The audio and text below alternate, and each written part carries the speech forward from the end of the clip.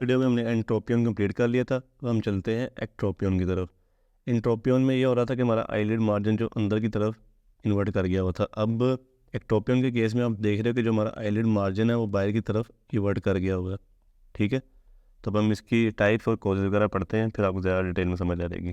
तो टाइप की तो चलते हैं। सबसे पहले आते हैं कंजेनिटल टाइप आ जाती है, जो कि मादी तौर पे बच्चा ऐसा पैदा होगा कि जिसकी स्ट्रक्चर की एनाटॉमी ऐसी नहीं होगी कि वो अपना आईलिड के एनाटॉमी को मेंटेन कर सके, आईलिड के स्ट्रक्चर को मेंटेन कर सके।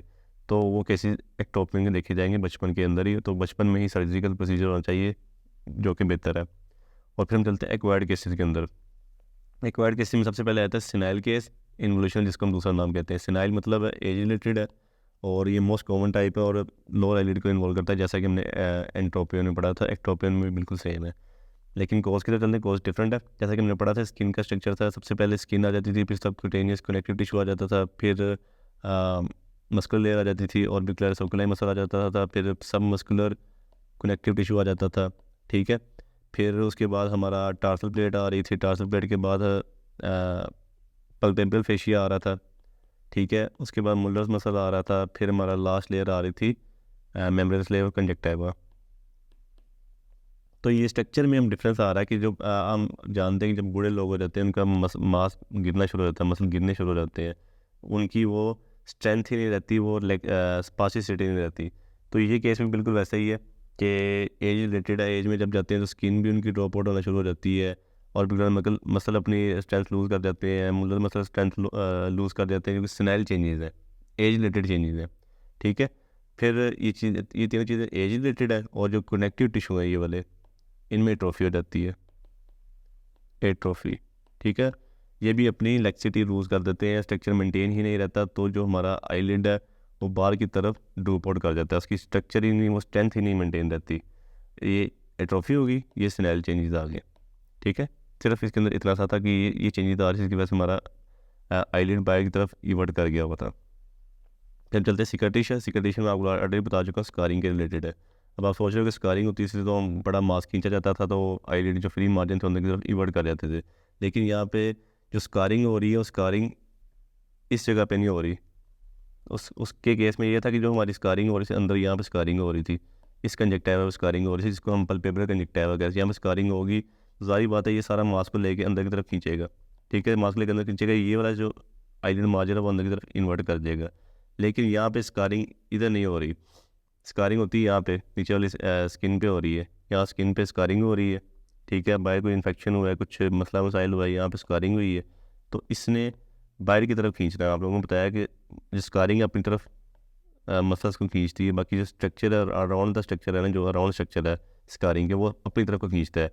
जब स्कारिंग यहाँ पे स्कारिंग हुई थी वो अपनी तरफ खींच रही है, तो आईलिड को बाहर की तरफ मूव कर देगी वो। तो स्कारिंग के रीज़न क्या हो सकते हैं? केमिकल इंजरीज हो सकती हैं। इंजरी हुई तो सारी बात है वो अब रिजॉल्व करनी है, तो स्कारिंग के साथ रिजॉल्व हो रही है। फिर लेसिरेटिंग इंजरीज हो सकती हैं, जिसके अंदर कट आ रहा है, कोई छुरी वगैरह बज गई आई के नीचे, आईलिड के मार्जिन के नीचे छुरी बज गई है, एक्सीडेंट हो गया है, बाद में स्कारिंग हुई है, स्कारिंग ने अपनी तरफ मसल्स को खींचा और आईलिड को बैक तरफ रिवर्ट कर दिया है। ठीक है, डर्माटाइटिस हुआ, डर्माटाइटिस को रिजॉल्व करने के लिए स्कारिंग हुई है, तो बिल्कुल सेम प्रोसीजर है सिकाटिशन का।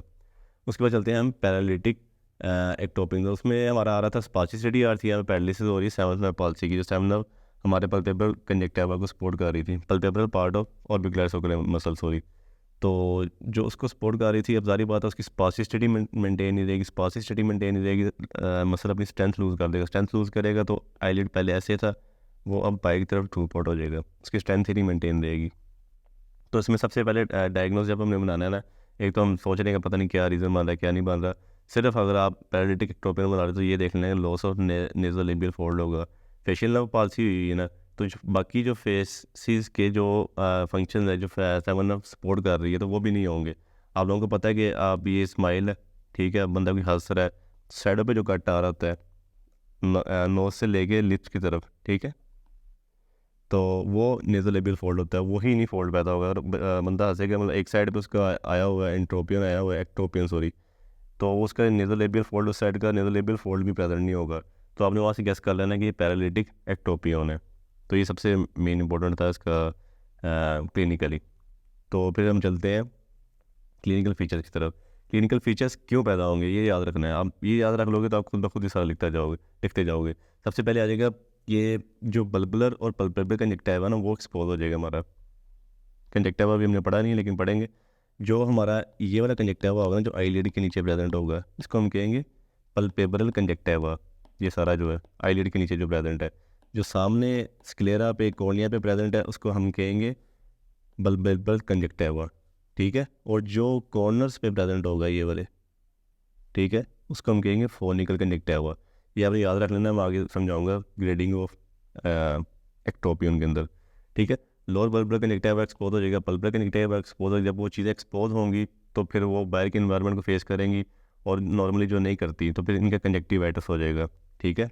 फिर हमारा जो लोअर पंक्टम है वो भी एक्सपोज हो जाएगा। लोअर पंक्टम में बताता हूँ क्या होता है। ये हमारा देखें ये वाली ग्लैंड है लैक्रिमल ग्लैंड जो कि नोज़ के अंदर प्रेजेंट है। फिर उसका एक अपर पक्टम होता है, एक लोअर पक्टम होता है कि जो सपोर्ट कर रहा है ऊपर वाली साइड पे लैक्रिमेशन कर रहा है आईलिड के नीचे, नीचे वाले आईलिड के नीचे लैक्रिमेशन कर रहा है। लैक्रिमेशन कर रहा है तो वो हमारी टीयर फिल्म बना रहा है, टीयर फिल्म ही डिस्टर्ब हो जाएगी। हमारी टीयर फिल्म डिस्टर्ब होगी तो उसके कॉन्सिक्वेंसेज आएंगे, वो मैं आपको ऑलरेडी बता चुका हूँ, आगे भी दोबारा बताऊँगा। तो हमारा लोअर पंक्टम एक्सपोज हो जाएगा, ठीक है। पल्पेबरल और बल्बुलर कंजक्टिवा एक्सपोज हो गया हुआ है आई का, ठीक है। सपोर्ट को लॉस कर देंगे। आप लोगों को फंक्शन में पढ़ाया था आईलिड के जो लोअर आईलिड है वो सपोर्ट कर रहा है टीयर फिल्म को, ताकि वो टू पोर्ट ना हो, आंसू बन के बाहर ना गिर जाए।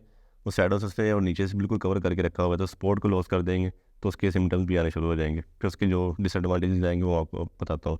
फिर केराटिटिस हो जाएगा। सारी बात है कि अब हमारा जो कॉर्निया है, कॉर्निया के ऊपर जो सामने वाल है टीयर फिल्म ही नहीं मेंटेन रह रही, कॉर्निया ही नहीं मेंटेन रह रहा है, कंजक्टिवा ही नहीं मेंटेन रह रहा है, तो वो अपने फंक्शन लूज़ कर देगा, उसमें फिर इन्फ्लेमेशन आनी शुरू हो जाएगी। और ये चीज़ मैं बात बताना भूल गया कि जो कंजक्टिवा है ना, कंजक्टिवाइटिस भी होगा, कंजक्टिवा की थिकनेस भी हो जाएगी। बुक में लिखा हुआ है कंजक्टिवा की थिकनेस हो जाएगी। थिकनेस क्यों हो रही है? आप लोगों को पता है कि जब भी बॉडी हमारी कोई एक्सटर्नल इन्वायरमेंट में कोई हार्शनेस फेस करती है, कुछ मतलब हम जिम वगैरह करते हैं तो हमारे मसल की हाइपरट्रोफी हो जाती है, मसल अपने आप को स्ट्रॉन्ग बनाने की कोशिश करते हैं। ऐसे ही कंजक्टिवा समझता है कि अब हार्श इन्वायरमेंट आ गया हुआ है तो मैं अपने आप को स्ट्रॉन्ग बनाने के लिए अपनी थिकनेस कर लेता हूँ ताकि मैं फिर स्ट्रॉन्ग हो जाऊँगा। तो हाइपरट्रोफी हो जाती है उसमें, इस वजह से कंजक्टिवल थिकनेस भी आ जाती है। फिर एक्जिमा और डर्मेटाइटिस क्यों आ रहा है, लोग सोच रहे होंगे। क्योंकि अब देखो आईलिड टू पोर्ट हो गया हुआ है, टू पोर्ट हो गया है तो अब उसकी आपको बता रहा हूँ कि लॉस ऑफ स्पोर्ट हो गई है, तो स्पोर्ट ही नहीं है तो आंसू सारे बाहर आना शुरू हो जाएंगे, जो टीयर फिल्म में बाहर आना शुरू हो जाएगी। नीचे वाली स्किन होगी ना सारी, उस वो गीली गीली रहा करेगी। फिर वो जब गीली रहेगी, स्किन गीली रहती है कुछ 24 घंटों के लिए, तो आपको पता है कि सेकेंडरी इन्फेक्शन के खतरात हो जाते हैं। सेकेंडरी इन्फेक्शन होगा तो डर्मेटाइटिस हो जाएगा, फिर एक्जिमा हो जाएगा कि मतलब रैशेज बन जाएंगे और इचिंग स्किन हो जाएगी, खारिश वगैरह होगी, इंसान खुद खारिश कर करके अपनी सारी स्किन को ना छील देगा। तो ये सारे क्लिनिकल फीचर्स आएंगे जब प्रेजेंट करेगा पेशेंट आपके पास। तो ग्रेड्स आ रहे हैं, ग्रेड्स बहुत इंपॉर्टेंट है। ग्रेड्स की बेस पे हमने इसका ट्रीटमेंट करना है। ग्रेड 1 ये होता है कि जो पेशेंट प्रेजेंट किया है 3 ग्रेडिंग के साथ कर सकता है, ग्रेड 1, ग्रेड 2, ग्रेड 3। ग्रेड 1 पे आपने कैसे गैस करना है कि ग्रेड 1 है, सिर्फ उसका पंक्टम एक्सपोज हुआ होगा, सिर्फ जो कॉर्नर से है ना पेशेंट आपको प्रेजेंट करेगा सिर्फ यहाँ से इतना एरिया उसका इवर्ट हुआ हुआ है, सिर्फ यहाँ से पंक्टम नज़र आ रहा होगा आपको जो लैक्रिमल ग्लैंड का है, तो आपने कह देना कि ये ग्रेड 1 है, ठीक है। ग्रेड 2 तब होगी जब आपको सिर्फ पल्पेबरल कंजक्टिवा एक्सपोज होगा होल पल्पेबरल कंजक्टिवा, सही है, सारा एक्सपोज हो गया वही वाला, तो आपने कहना ग्रेड 2 है। ग्रेड 3 तब होगी जब आपको फोनिकल कंजक्टिवा भी नजर आना शुरू हो गया, ये वाला जो ये कॉर्नर्स बताए थे मैंने आपको, वो फोनिकल कंजक्टिवा, तो ये एक्सपोज होगा, उसको हम ग्रेड 3 कह देंगे कि ये ग्रेड 3 का एक्ट्रोपियन है। तो उसकी बेस पे हम ट्रीटमेंट करेंगे। ट्रीटमेंट में सबसे पहले चले जाते हैं कि हमारा रहता है सिनाइल एक्ट्रोपियन। फिर आपने मैं आपको बता दूँ ग्रेडिंग करनी है। ग्रेडिंग में माइल्ड केसेस आएंगे, मॉडरेट केसेस आएंगे, सीवियर केसेस आएंगे। माइल्ड केस के अंदर सिर्फ पंक्टम एक्सपोज हो रहा था, पंक्टम के लिए हमने ये करना है कि अब ये जो आईलिड है ना, सिर्फ हम यहाँ से आईलिड इतना एक्सपोज हो रहा है कि यहाँ से पंक्टम बाहर आ चुका है, इतना का एक्ट्रोपियन हुआ है। उसको रिजॉल्व करने के लिए हमने यहाँ पे डायमंड शेप कर देना है, ठीक है। डायमंड शेप कट के दे के तो इतना सा एरिया निकाल लेना है बीच में से इसका आईलिड का, इतना सा एरिया निकल जाएगा, शॉर्टन हो जाएगा, तो बाद में उसको हम सुचरिंग करके स्ट्रेट कर देंगे, फिर आईलिड हमारा दोबारा से नॉर्मल हो जाएगा, ठीक है। फिर मॉडरेट केस की तरफ चलेंगे, उसमें हमने बता चुका सारा का सारा जो हमारा पल्पेबरल कंजक्टिवा है वो एक्सपोज हो चुका है आईलिड का, ठीक है।